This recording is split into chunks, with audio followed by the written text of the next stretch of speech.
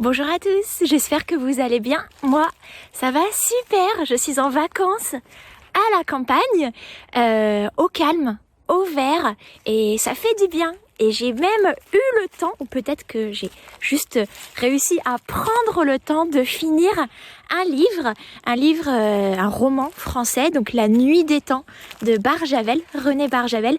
Et je voulais absolument vous le présenter tout de suite parce que c'est un des rares livres, que je peux compter vraiment sur le doigt, peut-être pas d'une main, mais des deux mains, où quand j'ai fini, au moment de refermer le livre, je dis à voix haute « Waouh, waouh !»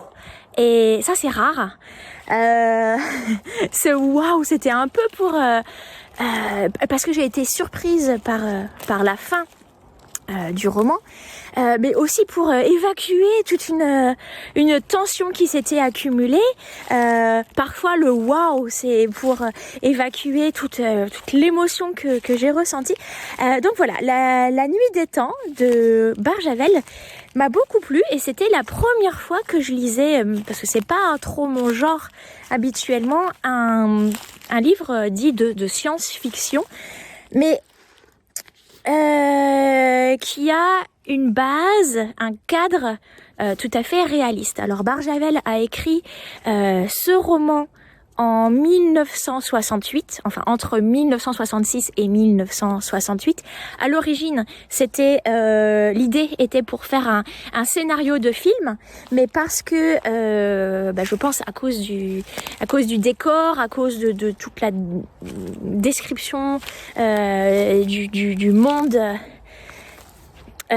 que Barjavel a imaginé, au niveau budget, le film n'était pas faisable, enfin le projet a été abandonné. Si vous n'habitez pas en Australie, je vous montre les magnifiques forêts d'eucalyptus que j'adore. Ce sont des arbres immenses et ça sent très bon aussi. Donc c'est pour ça que je suis allée dehors pour filmer cette vidéo, et aussi parce qu'il y a les enfants à l'intérieur. Donc le projet de livre a été abandonné et Barjavel a décidé de le continuer et d'écrire un livre. Alors, ça se passe en Antarctique. C'est une mission scientifique qui, je vous lis un petit peu la 4e de couverture, le résumé. À la tête d'une mission scientifique française, le professeur Simon ford la glace depuis ce qui semble une éternité. Dans le grand désert blanc, il n'y a rien, juste le froid, le vent, le silence. Jusqu'à ce son très faible, à plus de 900 mètres sous la glace, quelque chose appelle. Dans l'euphorie générale, une expédition vers le centre de la Terre se met en place. Alors, je vais pas vous dévoiler l'intrigue, mais je peux vous dire, ça n'arrive pas tout de suite parce qu'il y a un peu de temps de mise en place, mais que on va retrouver deux personnes, un homme et une femme, qui ont été cryogénisés, c'est-à-dire qui ont été conservés dans un très grand froid, près du zéro absolu. Ça, je peux vous le dire parce que le titre de ce roman en anglais, c'est The Ice People. Voilà, donc c'est pas vraiment un spoiler. Donc c'est un genre de Adam et Ève, d'une civilisation qui a existé il y a très longtemps et qu'on retrouve, et on décide d'essayer, les scientifiques décident d'essayer de réanimer ces deux êtres. Et je vous dis pas la suite, c'est pas intéressant de tout dévoiler. Mais je vais vous dire ce que j'ai beaucoup aimé. Alors, le style était pas mal. Il y avait des belles phrases, et puis des fois des phrases qui pouvaient être courtes. Enfin, le rythme de la phrase, le style était vraiment pas mal. Sauf, je reviendrai sur les points négatifs tout à l'heure. Il y a quelques petites choses qui m'ont déplu. C'est un livre quand même au niveau vocabulaire, je dirais d'un niveau de français intermédiaire avancé. Ok, mais accessible. C'est pour ça que je vais l'inclure dans ma liste recommended reading list, my recommended French reading list. Enfin, je vais mettre un lien dans la description de la vidéo, vous pouvez aller voir.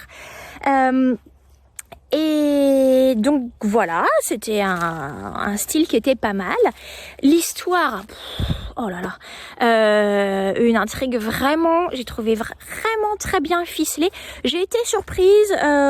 Pour moi, il y a quelques petites choses qui auraient dû être mentionnées ou des hypothèses qui auraient dû être faites, des mots que je m'attendais à voir dans le livre que j'ai jamais vu, mais ça c'est une opinion personnelle. Oui, donc l'histoire en elle-même rend ce livre topissime à lire, vraiment. Donc c'est pas un classique pour rien. Le monde qui a été imaginé par Barjavel était, que ça soit le monde et aussi la langue, parce qu'il y a une description d'une langue en fait inconnue, donc ça il faut quand même avoir une imagination certaine pour la développer. Et à cet égard, Barjavel, il était quand même assez en avance sur son temps parce qu'il a prédit des choses qui pourraient un jour vraiment exister, je pense. Donc un petit peu comme Jules Verne quand il a écrit sur des machines, des expéditions qui aujourd'hui semblent tout à fait modernes. Donc je trouve que comment on va dire, l'imagination qu'il a eue est toujours spot on aujourd'hui. Voilà, donc ça m'a beaucoup impressionnée. J'ai passé un très bon moment à le lire. Je dirais, pour moi, il y a 1 ou 2 points négatifs, mais qui sont vraiment minimes et qui font pas partie de toutes les... Ah oui, non, je voulais dire aussi, ce que j'ai beaucoup aimé, le fait que l'histoire se passe en Antarctique. Bon, ça explique beaucoup de choses avec le froid, etc. Mais l'Antarctique, c'est quand même un continent qui appartient en fait à beaucoup de nations. Et il y a toute une dimension un peu géopolitique et diplomatique qui était très intéressante. Il faut dire aussi que dans les années 60, quand le livre a été écrit, il y avait un petit peu c'était par exemple la guerre à la conquête de l'espace, donc les Américains, les Soviétiques, on retrouve en fait pas un conflit mais des tensions et en même temps de la coopération entre les nations. Ça c'était vraiment aussi bien pensé. Et dans les points négatifs, mais qui sont aussi, je pense, le reflet, on n'oublie pas, dans les années 60, les mentalités n'étaient pas les mêmes qu'aujourd'hui. Donc il y a eu quelques propos un peu sexistes, un peu, ouais, voilà. Notamment des scènes, il y avait quelques scènes, d'amour, on va dire, même des scènes sexuelles qui, bon, moi, m'ont un peu...